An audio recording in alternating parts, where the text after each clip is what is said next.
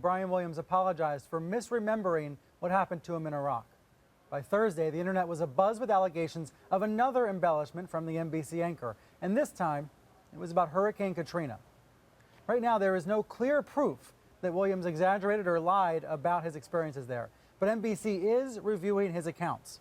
Williams once said that he watched a man commit suicide at the Superdome, and he also said this.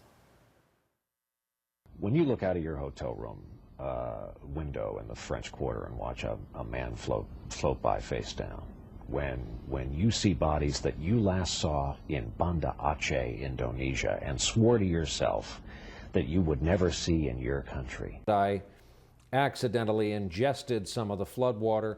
I became very sick with dysentery. Our hotel was overrun with gangs. I was rescued in the stairwell of a five-star hotel in New Orleans.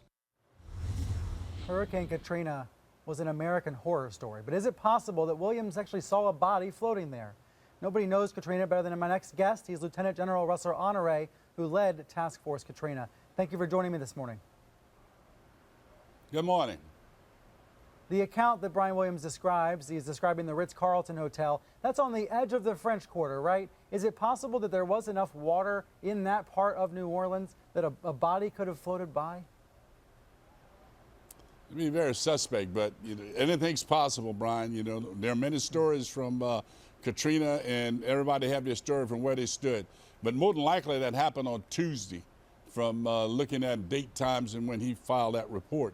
And for a brief moment, there might have been some water that could have possibly gotten that high around the Ritz-Carlton. But by and large, that water there was well below knee level around the Ritz-Carlton. Did you yourself ever come across bodies in that part of the city? There was a body at the Superdome. I was in Biloxi on Tuesday and in New Orleans at 9:47 on Wednesday morning of Katrina week. And there was a body on Wednesday, just as you come off the ramp at the Superdome. And I stayed there at the Superdome for about 5 days, about 18 hours a day. But that's the only body I saw in that particular area of New Orleans.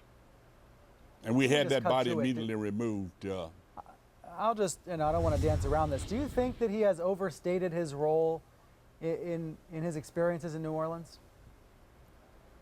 I think the thing that gives this story suspect is he violated one of the rules of old soldiers' war stories, and that is you tell war stories about the adventures of others that you observe.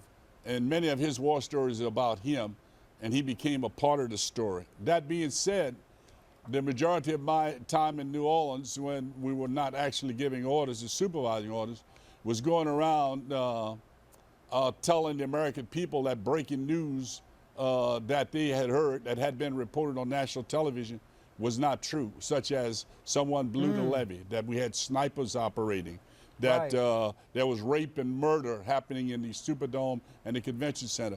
So breaking news sometimes broke without being corroborated by other sources.